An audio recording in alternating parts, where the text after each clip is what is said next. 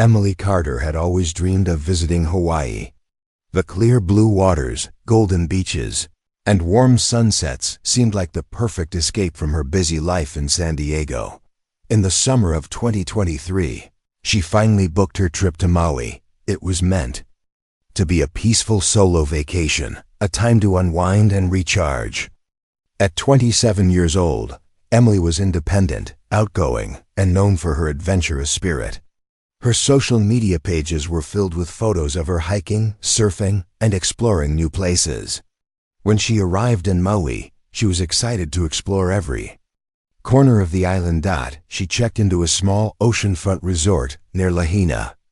The place was cozy, quiet, and ideal for a solo traveler looking for a peaceful getaway. For the first 2 days, Emily roamed the beaches, snapped photos of palm trees swaying in the breeze, and enjoyed local food. Each evening, she shared her experiences with her family back home, assuring them she was safe and having fun. Everything seemed perfect. On her third night, Emily decided to visit a popular local spot called Sandy Shore Lounge. It was a beach bar known for its live music, outdoor seating, and vibrant crowd of both tourists and locals. People danced barefoot on the sand while sipping colorful cocktails under strings of lights. For Emily, it looked like the perfect place to end a sunny day. At around 8 p.m., security cameras caught her walking into the bar, wearing a white sundress and her signature smile. She ordered a Mai Tai and sat by the outdoor patio, watching the waves roll onto the shore. At first, Emily seemed relaxed and cheerful, chatting with other tourists, occasionally glancing at her phone, and taking selfies with the beach and the bay. Background. But then something changed. Around 9 p.m., the cameras captured a man approaching Emily. He appeared casual, friendly, blending into the party atmosphere. He wore a baseball cap, a sleeveless shirt, and cargo shorts typical for a beach night. He struck up a conversation with Emily and eventually bought her a drink. Witnesses remembered the man as charming and unthreatening. Emily looked comfortable talking to him. However, after 9:30 p.m., both Emily and the mysterious man vanished from the cameras. They didn't show up at the bar's exit or in surrounding streets. It was as if they had disappeared into thin air. The next morning, hotel housekeeping noticed Emily's bed hadn't been slept in. Her belongings were untouched, and her rental car was still parked outside. Hours passed without any sign of her. When Emily missed a scheduled video call with her sister, the family's concern grew rapidly. They contacted the Maui police, who took immediate action given Emily's history of consistent communication and responsible behavior. The police started a missing person investigation that same evening. Officers canvassed nearby streets, questioned bar staff, and pulled security footage from surrounding businesses. Volunteers joined the search, combing beaches and nearby forests. Flyers with Emily's photo were posted across the island. News of the missing tourist spread quickly. Maui, known as a paradise for travelers, was now home to a growing mystery. How could a young woman vanish so easily from a crowded beach bar? For Emily's family, the nightmare had just begun. Each passing hour without news felt heavier than the last, and the question remained, where was Emily Carter?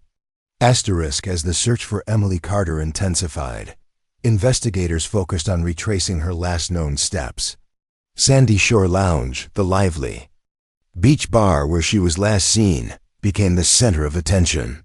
Detectives reviewed every frame of surveillance footage, hoping to uncover a clue. They watched Emily chatting, laughing, and sipping her drink under the soft glow of string lights. Then came the moment when a man approached her. He looked unremarkable, a tourist, perhaps, but his presence now carried a sinister weight. He bought Emily a drink, stayed close to her, and eventually led her out of the camera's view. After that, both vanished. Police interviewed staff and patrons who had been at the bar that night. Several witnesses remembered seeing the man, but no one could recall his name or where he went after leaving the bar with Emily. He hadn't paid using a credit card. and there were no ride-share trips linked to Emily after she left the bar. Her phone last pinged near the beach bar shortly after 10 p.m., then went silent. With no financial activity, no phone signals, and no witness who saw her leave the area clearly, investigators were left with nothing but shadows. The case took a chilling turn on the third day of Emily's disappearance. A local hiker came forward, reporting something strange. While exploring a remote area near the forests outside Lahaina late at night, he'd seen a white pickup truck parked oddly at the edge of a clearing.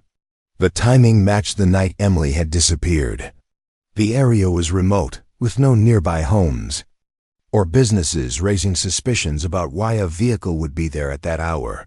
Investigators followed the lead.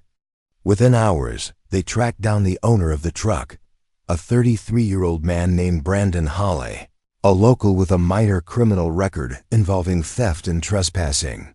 Brandon was known in the area as a drifter, someone who stayed out of trouble, but never held steady work. When police questioned him, Brandon admitted he'd been out that night near the forest, but claimed he was fishing along a nearby river. He denied ever visiting the Sandy Shore Lounge or meeting Emily Carter. Detectives weren't convinced.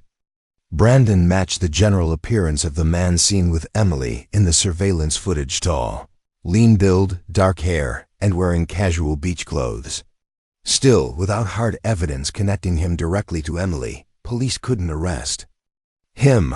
All they had was suspicion. Meanwhile, Emily's family grew more desperate. Volunteers searched the surrounding beaches, fearing Emily might have fallen into the water. Divers combed coastal areas near the bar, but every search came back empty. Detectives checked nearby hotels and vacation rentals for any signs of Emily. None were found. Forensic teams examined Brandon Hale's white pickup truck, but found nothing conclusive: no blood, no fibers, no fingerprints linked to Emily. Still, detectives believed Brandon wasn't telling the full truth. They began monitoring him closely, hoping he'd slip up. Time was working against them. Each passing day reduced the chances of finding Emily alive. Locals whispered theories. Maybe she had fallen victim to a serial predator, or perhaps she had been kidnapped and trafficked off the island. Others feared something even worse, that her body would never be found. Investigators faced a wall of silence. Emily's disappearance remained a puzzle with missing pieces, and every lead seemed to fade into dead ends. But what no one realized was that, just miles from the bustling tourist beaches, hidden in the dense forest, a terrible secret lay buried in the earth, waiting to be discovered. On the 9th day after Emily Carter vanished, everything changed. A volunteer search team was combing through a remote forest area near where the white pickup truck had been spotted. The location was quiet, overgrown with dense trees and thorny bushes, far from the usual tourist trails. Volunteers carefully searched the ground, scanning for anything unusual. That's when one of them noticed a patch of earth that looked different from the rest. The soil appeared freshly disturbed, slightly mounded and loose. A faint smell lingered in the humid air. They immediately contacted police. Officers arrived at the scene and carefully began digging. Within minutes, they found what they had feared the most. Wrapped in a faded beach towel, the body of a young woman lay hidden just a few inches beneath the surface. Her face was bruised, her skin pale. Her long hair still carried traces of sand.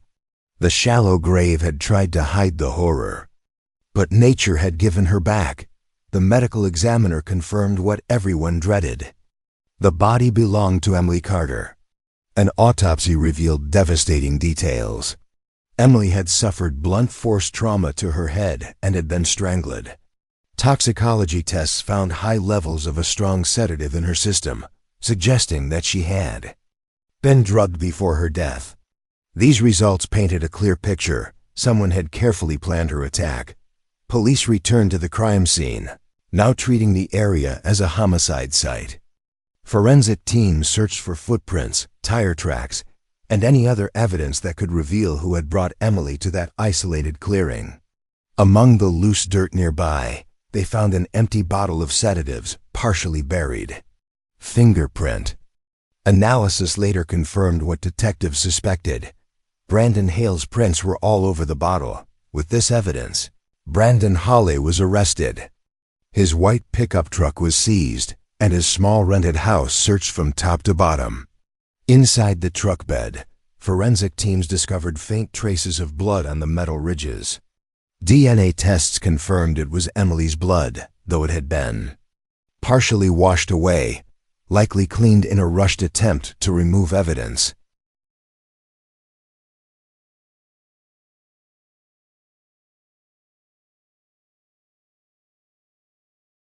Brandon's arrest seemed to solve the case, but detectives felt uneasy.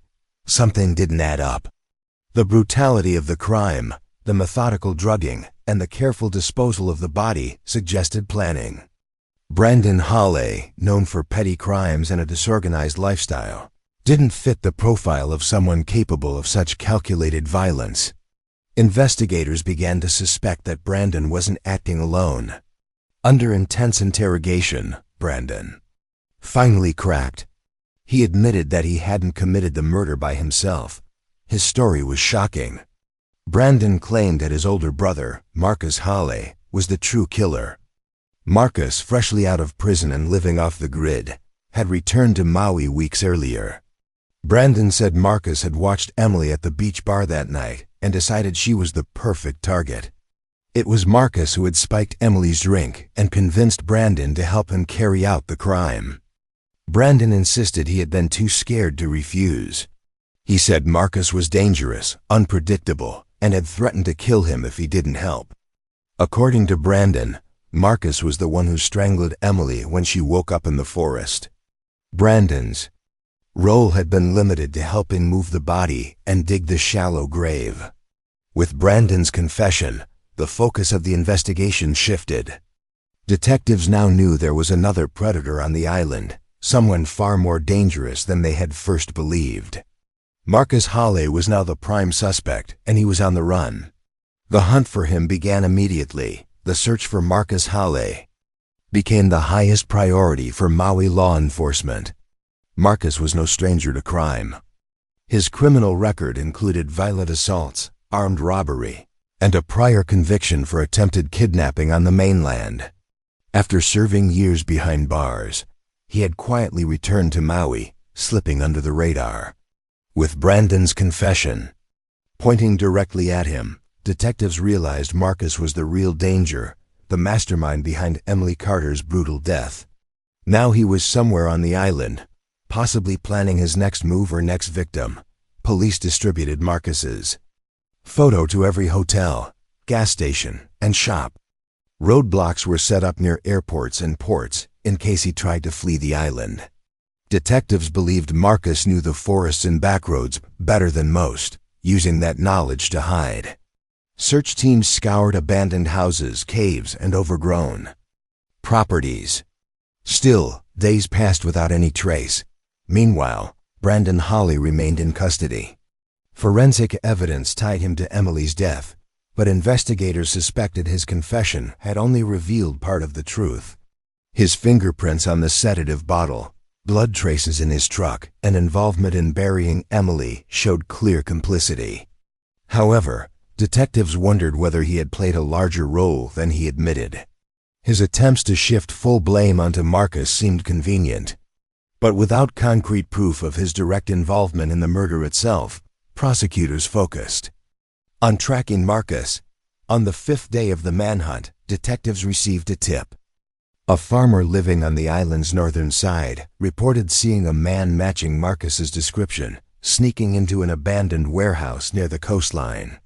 The building, long unused and partially collapsed, was surrounded by dense underbrush. A perfect hiding spot for someone desperate to evade capture. A SWAT team was deployed to the location just before sunrise. Officers surrounded the warehouse and moved in carefully, fearing Marcus might be armed. Inside, they found signs of recent occupation: empty food wrappers, water bottles, and a makeshift bedding area. Then, in a shadowed corner, Marcus was discovered crouched behind rusted machinery, Holding a knife, Marcus attempted to flee but was quickly overpowered and arrested without serious injury. His capture ended the intense search that had gripped the island for over a week. His arrest was met with relief, but also a chilling realization. Marcus showed no signs of fear or remorse. Cold and expressionless, he refused to speak during questioning. Detectives noted his lack of reaction when informed of Emily Carter's death. Back at the police station, forensic analysis began to close the case further. Marcus's fingerprints were matched to the sedative bottle found near Emily's shallow grave. Traces of Emily's DNA were also found on Marcus's clothing and under his fingernails at the time of arrest. A small vial of sedatives was recovered from Marcus's belongings, identical to the one used in Emily's murder, suggesting he had planned to strike again. Investigators pieced together the final timeline.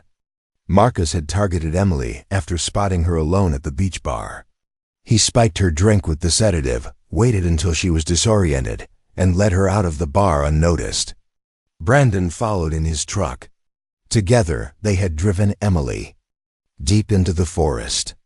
Once she began to regain consciousness, Marcus attacked her with brutal force, silencing her permanently. Brandon, terrified of his older brother, helped hide the body. While Brandon's fear was genuine, detectives concluded he was not innocent. He had willingly assisted Marcus in disposing of Emily's body, cleaned evidence, and misled police for days. Both brothers would face charges, but Marcus remained the true monster of the case, the mind behind the crime. The mystery of Emily Carter's disappearance was finally solved. But justice was only beginning. The trial of Marcus and Brandon Halle drew national attention. Both brothers were charged with first-degree murder, kidnapping, and tampering with evidence. Prosecutors worked to present the strongest possible case, knowing the community and Emily Carter's family were desperate for justice. Marcus, cold and emotionless throughout the proceedings, showed no reaction as evidence against him was laid out in detail. Brandon, however, appeared nervous and unstable, his defense team trying to portray him as a terrified younger brother who had been manipulated and threatened by Marcus. But the evidence painted a different picture. Emily's final hours were reconstructed in painful detail for the jury. Surveillance footage showed Marcus approaching her, buying her a drink, and waiting patiently as the sedatives took effect. Phone data revealed both brothers' movements that night, placing them near the forest where Emily's body was later found. The sedative bottle, the blood in Brandon's truck, and Marcus's fingerprints tied them both directly to the crime. Even without a direct witness to the murder itself, the physical evidence told the full story. Brandon's defense argued that he was merely an accessory after the fact, coerced by his violent brother. But prosecutors revealed that Brandon had been involved from the beginning, helping select the location, transporting Emily, and participating in covering up the murder. His silence in the days following the crime, his attempts to clean his truck, and his failure to report Marcus's actions made him complicit. The jury saw through his excuses. Marcus Halle received a life sentence without the possibility of parole. His complete lack of remorse or humanity throughout the trial convinced the judge that he was beyond rehabilitation. Brandon Halle was sentenced to 30 years in prison. Though he had cooperated with investigators after his arrest, his active role in the crime's aftermath warranted a severe penalty. Emily Carter's family attended every day of the trial. They listened silently, holding back tears as autopsy reports and forensic evidence were presented. The weight of Emily's final moments, the cruelty she faced, and the senselessness of her murder were almost too much to bear. When the verdict was announced, Emily's mother described it as a small piece of peace after months of agony. After the sentencing, Emily's family created the Emily Carter Foundation, focused on raising awareness about travel safety, particularly for solo female travelers. They worked with tourist hotspots to implement improved surveillance and training for bar staff, aiming to prevent similar tragedies. Their message was clear: Emily's story should serve as a warning but also inspire change. In Maui, the case left a lasting impact. Sandy Shore Lounge, once known as a lively beach bar, saw a decline in visitors. The clearing in the forest where Emily was buried became a silent reminder of the evil that had once hidden there. Locals often left flowers near the area, honoring the life of a young woman who came seeking peace and found only cruelty. Though justice had been served, the scars remained. Emily's story haunted those who heard it, a reminder that sometimes danger wears a friendly face and that trust in the wrong person can lead to tragedy. Her death became a symbol of vulnerability, loss, and the fragile nature of safety, even in the world's most beautiful places. The shallow grave in the forest had been uncovered, but the darkness behind it would never be fully erased.